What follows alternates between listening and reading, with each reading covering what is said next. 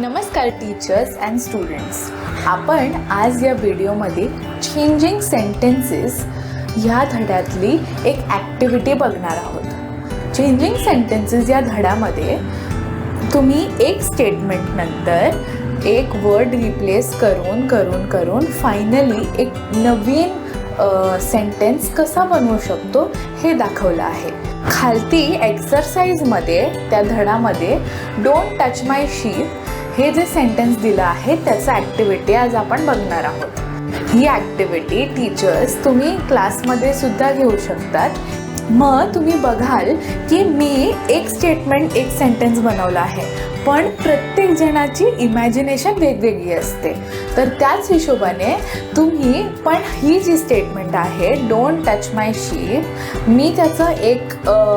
मी त्याचे एक चेंजिंग सेंटेन्सेसचं एक फ्लो बनवला आहे.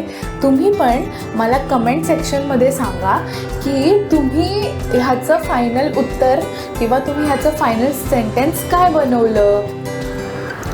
तर आपला हा सेंटेन्स आहे की डोंट टच माय शीप.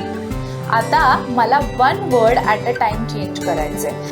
तर मी हा शीप शब्द पेन्सिलने रिप्लेस करणार आहे. तर माझा नवीन सेंटेन्स काय होईल?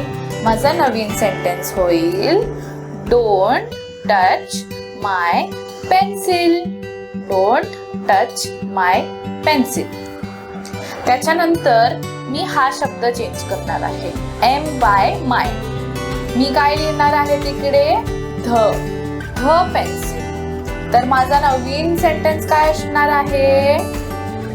Don't touch the pencil. त्याच्यानंतर मी हा शब्द चेंज करणार आहे. टच जो शब्द आहे त्याला मी रिप्लेस करणार आहे यूज सोबत. तर माझा आता नवीन सेंटेन्स काय होणार? Don't use the pencil. तुम्ही बघताय ना, मी one word at a time change करते तरी सुद्धा माझं सेंटेन्स मिनिंगफुल आहे, म्हणजेच त्याला काहीतरी अर्थ आहे.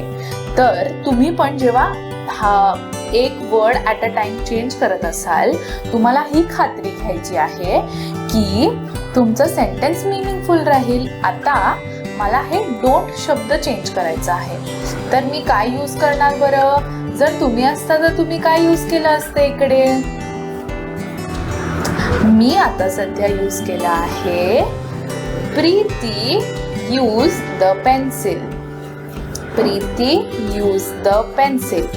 म्हणजे आपला जो फर्स्ट स्टेटमेंट होता डोंट टच माय शीप पासून ते प्रीती यूज द पेन्सिल हा असा आपण सेंटेन्स चेंज केला आहे. ह्याच सेंटेन्सला मी अजून एकदा चेंज करते one word at a time. Don't touch my Apple. Don't touch the Apple. Don't eat the Apple. Rani eat the Apple.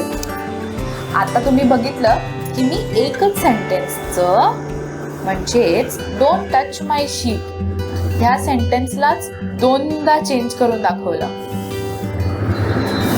First काय होतं?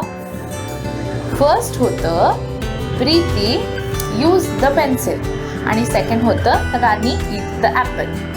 तुम्ही बघितलं मी ह्या सेंटेन्सला एक शब्द ॲट अ टाइम चेंज करून नवीनच अर्थ दिला आहे, नवीनच शब्द यूज करून. तर तुम्हाला पण जर ही ॲक्टिव्हिटी आवडली असेल तर तुम्ही पण अशा प्रकारेच ही वर्गात खेळू शकतात. आय होप तुम्हाला हा व्हिडिओ आवडला असेल. Thank you so much for watching आणि हॅपी लर्निंग.